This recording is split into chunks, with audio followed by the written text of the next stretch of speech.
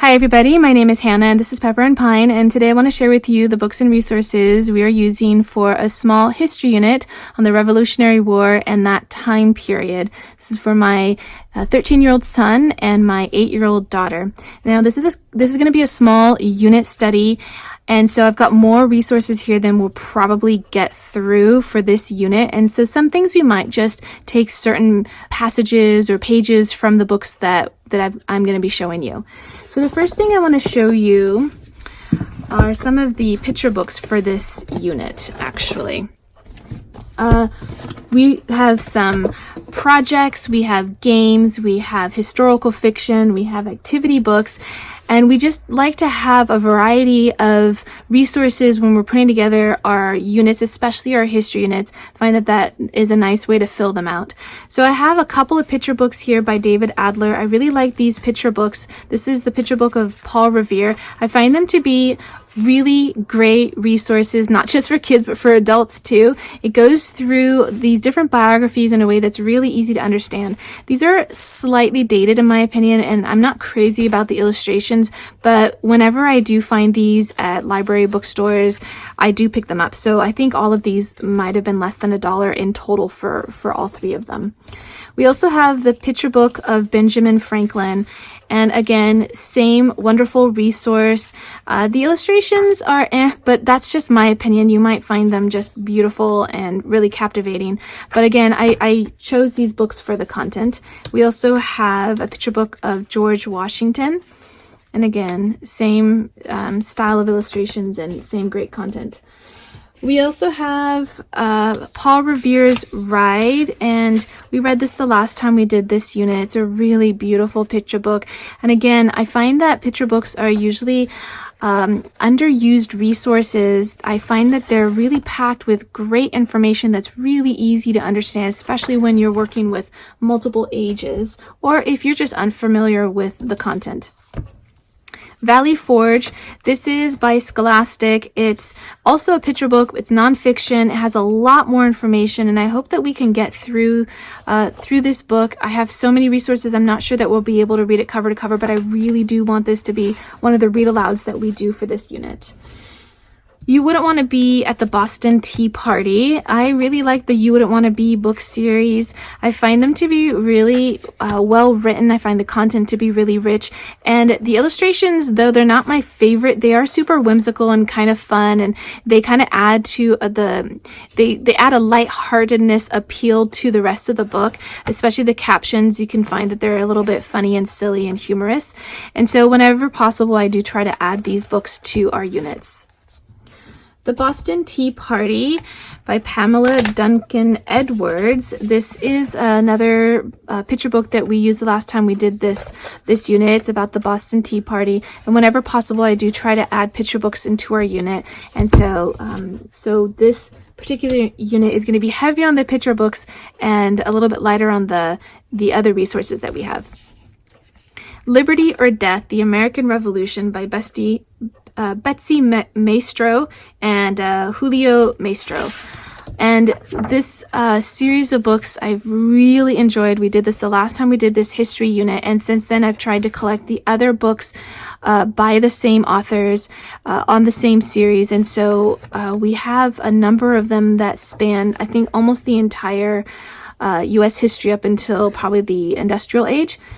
And I really like them. The illustrations are really nice. They have been inspiration for some of our illustrations for either our main lesson books or for our chalk drawings. And I find that the information is good for an older elementary student or a junior high student. It's like it has a lot more content than some of the other picture books.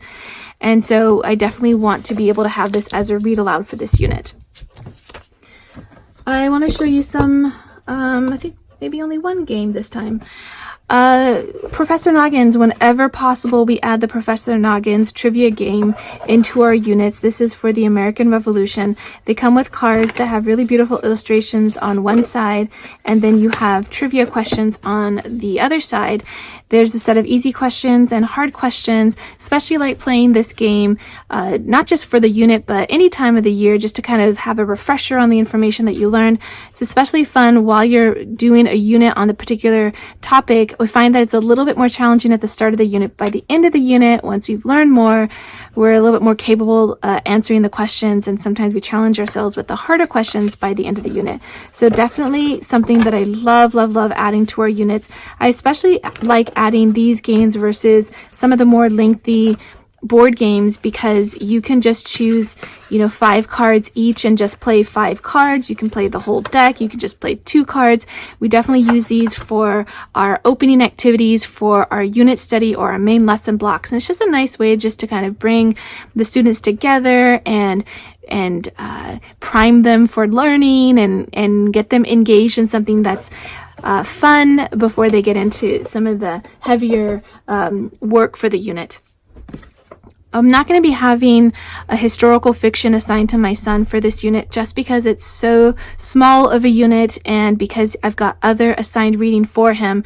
But I did pull My Brother Sam is Dead as a suitable book for this time period, and this would be good as an assigned reading for a student who is capable of reading this, or as a read aloud. So one historical fiction. Now, for this unit, I did leave a lot of things on our bookcase because we have a ton of resources when it comes to American history, but we, because it's going to be such a short unit, I left, 2/3 of it behind.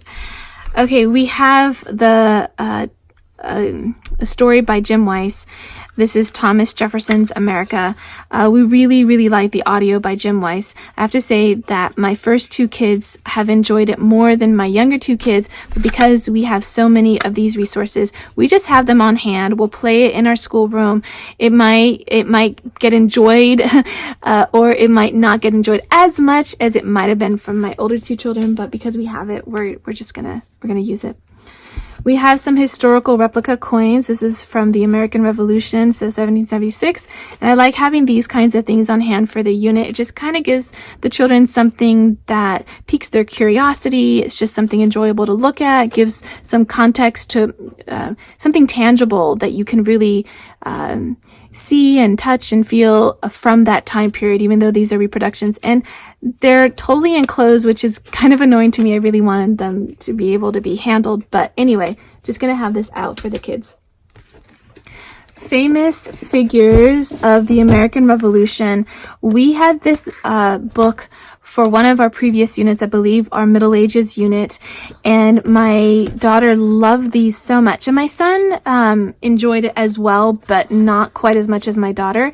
And so since then, I went and I got all of the other historical famous figures, paper dolls for all the other time periods that they make them for. So we have them for, I think, the Renaissance, Middle Ages, Ancient Egypt, and this one, and I'm not sure if there are any others.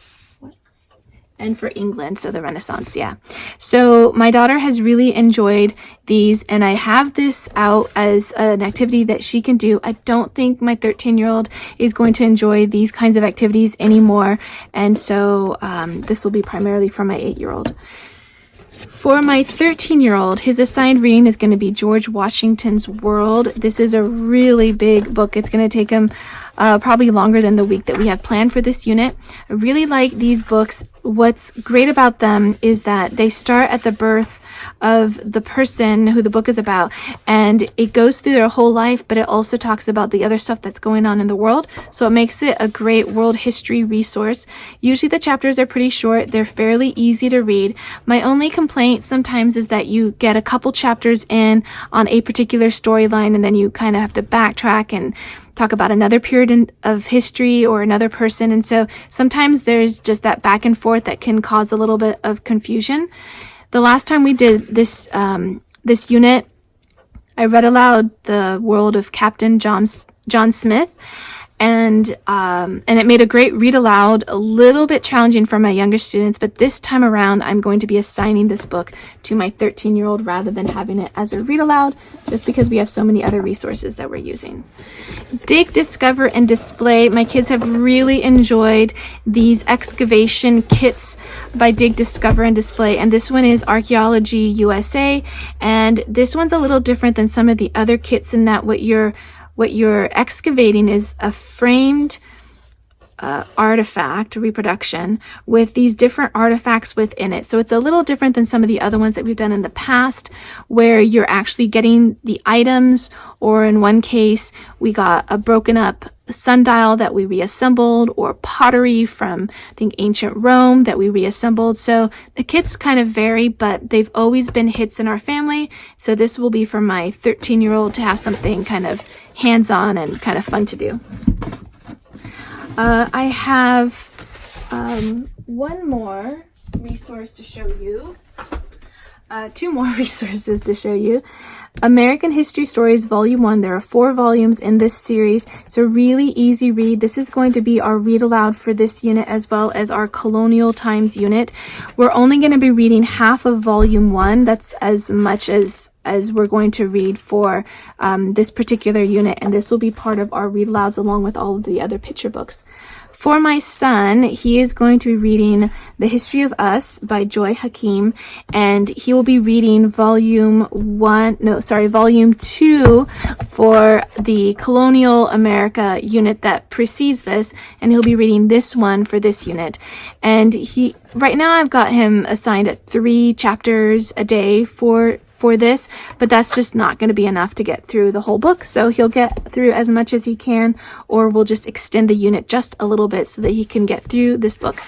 He will be doing his writing, his narration in this main lesson book that's from A Child's Dream. Forgot to mention that almost all of the other materials that we're using for this unit are from Rainbow Resource. You can find that link down in the description box below. Love Rainbow Resource for homeschool supplies, and I love A Child's Dream for all of our Waldorf supplies. This main lesson book is a little different than the other main lesson books that we've got, in that there's going to be a cover page that's for drawing, but then you can see this onion sheet to protect the drawing here from your writing. And this one differs a little bit in that you've got 2 sheets for writing, 2 pages, so 2 sheets, 4 pages for writing, and then you have another sheet right here that's for drawing. So I like that this one is more suitable for an older student who is going to be doing more writing and less drawing. So that's going to be the main lesson book that he's going to be using to go along with this. That will be his assigned reading, and then that he has to do narrations for, and then this will be his assigned reading that he does not have to do narrations for. I want to show you a couple of the activity books that we have been using for a lot of our American history units. This time around, we probably won't be using any of these books, but I do want to show you the insides. We will be using them for our Colonial America units, but I think by the time we get to this one, since there's just not going to be enough time to do a lot of hands-on projects, I think we'll stick with our Dig, Discover, and Display kit, as well as the weaving project that my son will have started with the Colonial America unit, as well as all the fun stuff that we want to do in the kitchen, because we definitely want to do a lot of cooking for this unit. So this book has a number of projects and recipes, and it's set up throughout the season, so you have different projects depending on the season. So that's a nice layout for the book. Colonial Kids. This is one of my favorite activity book series. It's by Lori Carlson. You can find it for all different historical periods. I like this one a lot because the projects are really simple. They have great directions. They're usually with materials that you can find around the house, and they provide just a little bit of information to go along with the project. So really a great gem. Highly recommend this series. Great Colonial America projects you can build yourself. This one has fewer projects, but I find that the projects are a lot more intense, a lot more involved. They're lengthier, and you usually have to buy materials for these projects. But one of the perks of this book is that it comes with a lot of information with each chapter, and then the projects that coordinate with the information. So this would make a great overall resource and activity book in one. I want to show you how we're lesson planning for this series of history units. I'm just doing basically a to-do list or just all the resources that we're using listed in one place, and then setting aside 1.5 to 2 hours a day to work on this main lesson. And whatever we get through, but that we've allotted a certain amount of time to work through the unit, and rather than trying to speed through all of our materials, or in most cases, I will just extend the unit until we have completed the materials that we have, decided to go through, or the kids just get tired of the unit and they're just not really interested anymore. So I've just written down this is for the Colonial America, so I haven't done one for the Revolutionary War, but this is basically the time period that we want to cover, the books that we want to cover, the games and the audio and other resources, the assigned reading, and then the projects. That's definitely going to be a highlight for this unit. Definitely going into the kitchen for some of our fun baking and colonial feasts and those kinds of things. Okay, so you can check out all of the tutorial videos for our history units by tapping on the screen right now. That link is down in it's down in the description box below. There's also a link to the blog post that accompanies this video. You're going to find more information and projects and pictures. And don't forget that if you want to see what our homeschool looks like on a daily basis, you can find me on Instagram at Pepper and Pine.